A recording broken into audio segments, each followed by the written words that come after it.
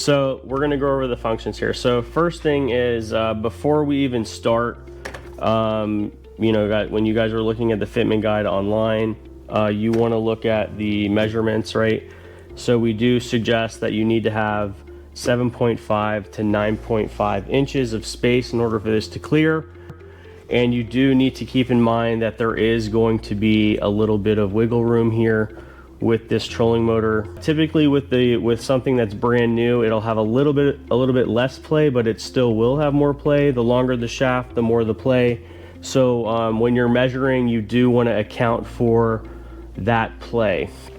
So when we talk about the measurement, it's very simple. We're going to be measuring from the deck to the center point of the shaft here. So as you can see here, the center point on this is 7.5 inches.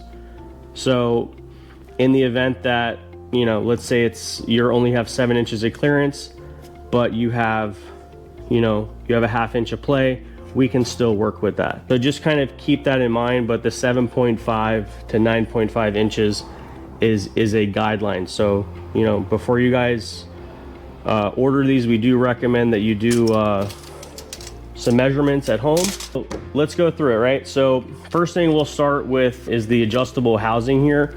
So essentially this will go on here like this.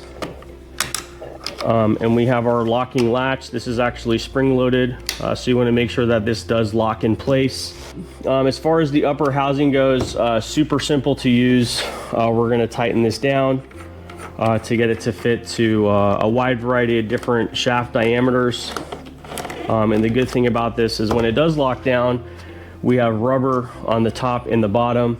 And what this does is it doesn't allow it to slide on the shaft, and it does prevent it from swaying to the left and right as well.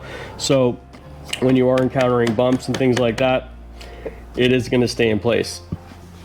However, the trolling motor is still moving, right? So we're not done with the installation as of yet. So we need to work on the load on the spring. So on the base here, we have a 40-pound spring that's stainless steel.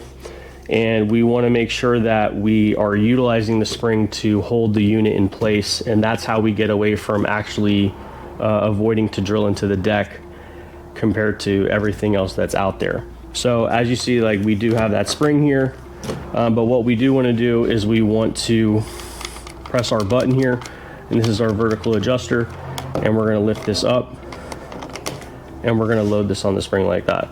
So now we have it's in place and it's not moving. Okay, so we're going to be going over the vertical adjustment, and this is how we load on the spring to hold the trolling motor in place and the stabilizer in place as well. So what we're going to do is we're going to hold a little bit of pressure on the base here, and we're going to push up by holding this button until it falls into one of these grooves. There's 6 different settings in here, so some people's trolling motors are going to be a little bit higher. So the adjustment settings can go a little bit higher. So like for this one, if I wanted to go higher, I can. But we typically like it to be on the second setting with this particular setup here. Really simple to use, right? So we're ready to literally go hit the water.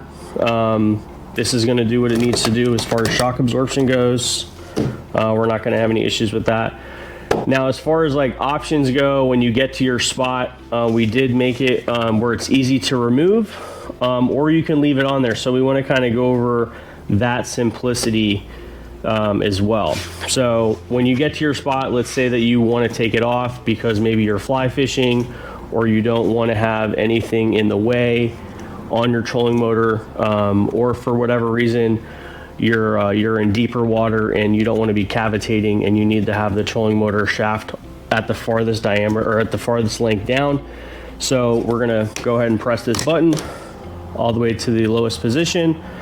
We're going to loosen up the knob on here. We're going to pop the latch open, and we're going to remove it and put it in our storage, and then we're done.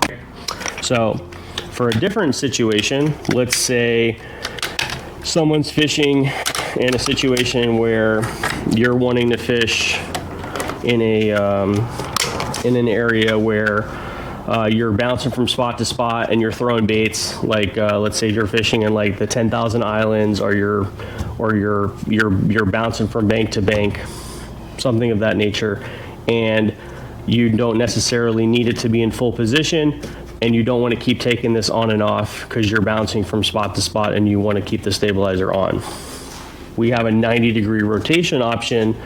So when you get to your spot, you're going to put this in the lowest position, and then you're going to rotate this at a 90, and then you can deploy this very simply. It stays out of the way, and when you pull this back up and you go to your next spot, it's really easy just to press your button, go back down, press back up, and you're good to go. So these adjustments can be made in seconds, and you don't need to be drilling any holes in the boat, which is, I think, something that everyone is a fan of.